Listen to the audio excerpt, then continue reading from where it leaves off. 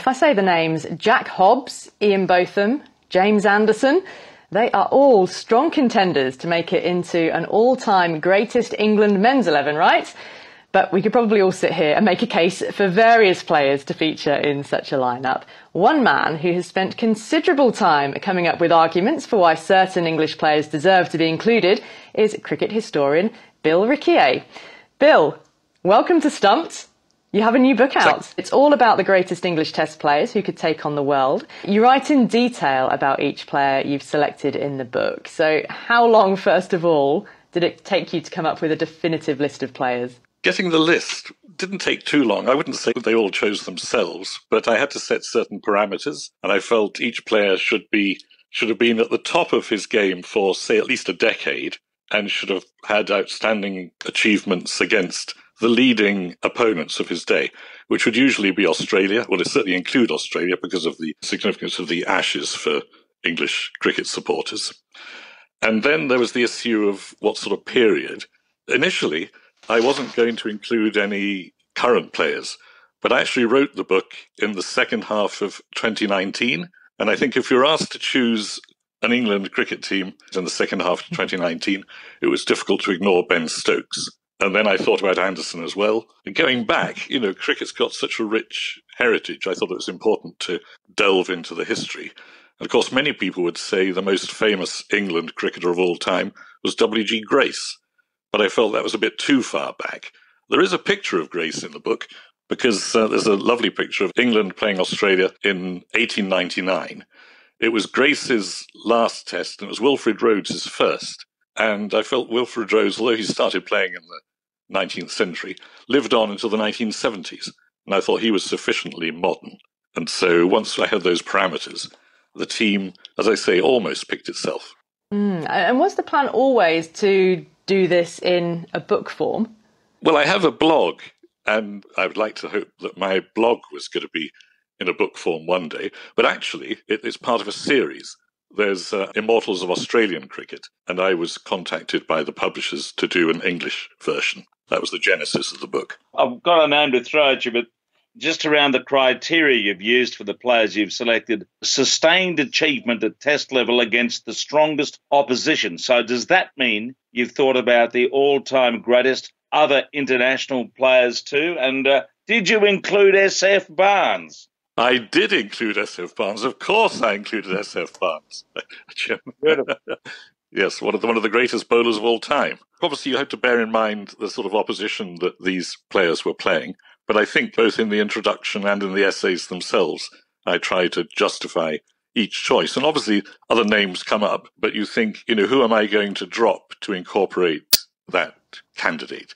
Yeah, Bill, this is Sunil Gupta for All India Radio in New Delhi, and I think it's a terrific achievement to write this book. But as you yourself said just now, are there any players you found particularly hard to leave out, or anyone you think people would be surprised to see included, especially some of the older ones? You mentioned S.F. Barnes. Very few people today would have seen him.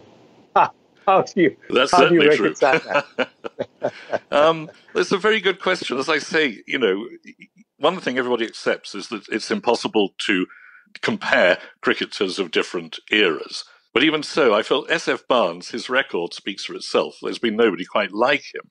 And the same goes for Wilfred Rhodes. You've got 40,000 first-class runs and 4,000 first-class wickets. There are a couple of people I was reluctant to exclude, and I think the most significant one is Harold Larwood, who, admittedly, he didn't comply with one of my parameters, and that he wasn't at the top for 10 years, but that wasn't his fault. It was because he was excluded from international cricket after Bodyline. But he played a leading part in 3 Ashes victories. Difficult to exclude him. There was also Herbert Sutcliffe, who was Hobbs's opening partner, who averaged over 60 in Test cricket. Among modern players, I thought a bit about Kevin Pietersen. But again, it was a question of who do you exclude? And the obvious like for like was Dennis Compton. But I think Dennis Compton has a very special sort of role in English cricket history. And although Kevin Pietersen played some wonderful innings, and I was lucky enough to see one of them live in Adelaide, I'm sure Jim won't need any reminding of the Adelaide Test of 2010 when Pietersen got a double century. But I felt my feeling about Pietersen was that he was match, Bill. well, yeah, indeed.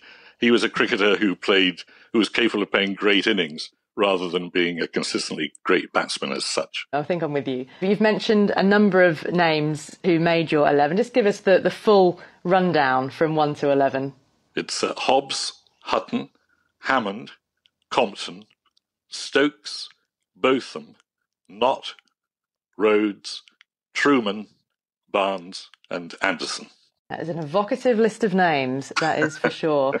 Bill, wonderful to get your take and to understand a little bit about how you pulled that book together and came up with the definitive 11. Best of luck with it all. Thanks so much for joining us on Stumped. Thank you so much for the opportunity. It's been great fun. Thank you. That is Bill Riccio, an author of The Immortals of English Cricket. Jim Sunil, your thoughts on the 11? Is there anyone obvious out of that you think, oh no, I'd have put this player in their place instead? Or do you dare dispute the time and effort that Bill has gone in to whittle it down to those 11? No. Keeping in mind the criteria he mentioned, which is be on top of your game for 10 years against all opposition and the big names. I mean, we're really talking legends here.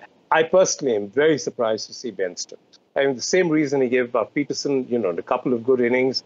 I know Ben Stokes in a fantastic innings against Australia, but I don't think personally that he fits into this list. I was very, very surprised. I didn't really pick up any spinner, as a spinner. I mean, we had the Trumans and we had all these people, but, I can't think of anybody that he really included and England. I mean, if you think about all the spinners over the years. But then, these things are not just objective. There's so many subjective things that go into it, which makes it so difficult. Graeme Swann is a leading spinning wicket taker. Derek Underwood. I wonder, Jim. You can make 3 or 4 lists of these, frankly, if you ask me. I mean, Alistair Cook would have to get a mention there. He has scored more runs than anyone else in the history of English Test cricket. Yeah, he was a name that leapt out to me that I thought surely he'd be in there. Yeah, Joe Root's another. Ken Barrington. I mean, I saw a lot of Barrington. He averaged 60 in Test cricket, and he played against some of the most ferocious bowling in the history of the game. It might have been the reason for his early demise. He copped so many poundings from the West Indies. Look, you can go on and on with this, but it's always good fun, and probably should have a glass of wine or a beer in my hand because this is the sort of topic that's always coming up at the bar or over dinner. So who would you have in your team?